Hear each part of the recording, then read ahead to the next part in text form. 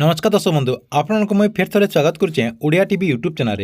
आज ही आप लगे जेन टॉपिक रही से टॉपिक हूँ पीएम किसान योजना के लेकर आरो कालिया योजना के लेकर।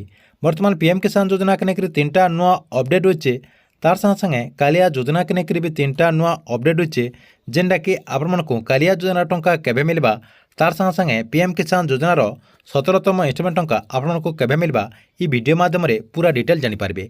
से लगे वीडियो के लास्ट तो देखुन। आउ जेन मैंने मोर चैनल के नुआ आसवे चैनल के सब्सक्राइब कर देकर ऑल नोटिफिकेशन के ऑन कर दौन जे गवर्नमेंट जहाँ भी अपडेट योजना आसवा आपन ये चैनल माध्यम प्रूफ सहित सबकिछ जानीपारे। पहला देखुन कालिया योजना के लेकर काना 3टा नुआ अपडेट होइछे।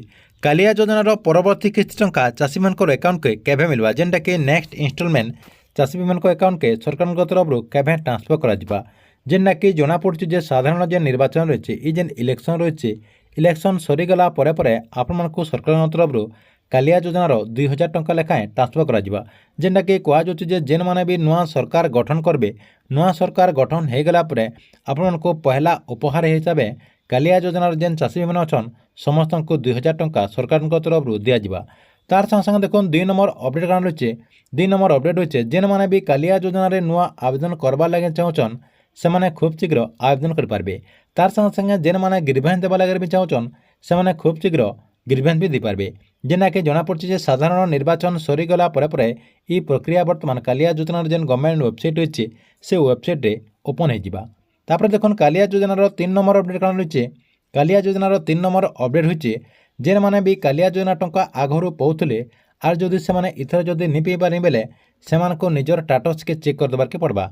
टाटस के चेक कर देला परे आपनको टाटस रे जदि एंता शो करछे जेनटा कि आपने तले देखि पारथुबे, इंता जदि आपनको टाटस रे जदि शो करछे जेनटा कि देखोन तले लिखा है please link your Aadhaar with your bank account, जदि आपनकोटा शो करछे बेले आपनकर जेन बैंक अकाउंट अच्छे से बैंक अकाउंट रे आधार लिंक करबार के पड़बा।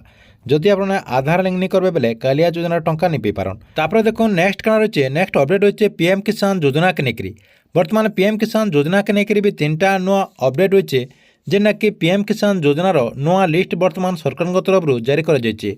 जेन मान को पीएम किसान योजनार 17तम इंस्टॉलमेंट टंका मिलबा सेमानकर नुआ लिस्ट बर्तमान सरकार तरफ जारी कर जाइछे, जेनटा कि आपने जेकरी चेक करेंगे। पीएम किसान योजनार जेन गवर्नमेंट वेबसाइट अच्छे से वेबसाइट के जेकरी आपना ये नुआ लिस्ट के चेक करेंगे। तापर देखो पीएम किसान योजनार 2 नंबर अपडेट कौन रही है।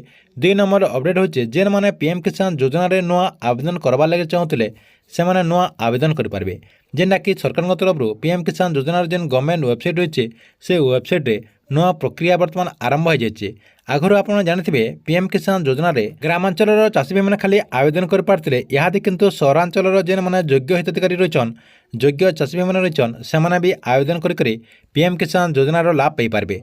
तार संगे संगे देखो पीएम किसान योजनार 17तम इंस्टॉलमेंट टंका चाषी भाई अकाउंट के सरकार तरफ केबे ट्रांसफर करा, जेनटा कि जानबार के मिलছে जे चाषी भाई अकाउंट के सरकार तरफ पीएम किसान योजनार 17तम इंस्टॉलमेंट टंका साधारण निर्वाचन सरीगला जेनटा कि आपणकर जून मासर शेष सप्ताह किंबा जुलाई मासर प्रथम सप्ताह द्वितीय सप्ताह भितर चाषी भाई अकाउंट के पीएम किसान योजनार 17तम इंस्टॉलमेंट टंका सरकार तरफ डीबीटी माध्यम ट्रांसफर कर संभावना रही है।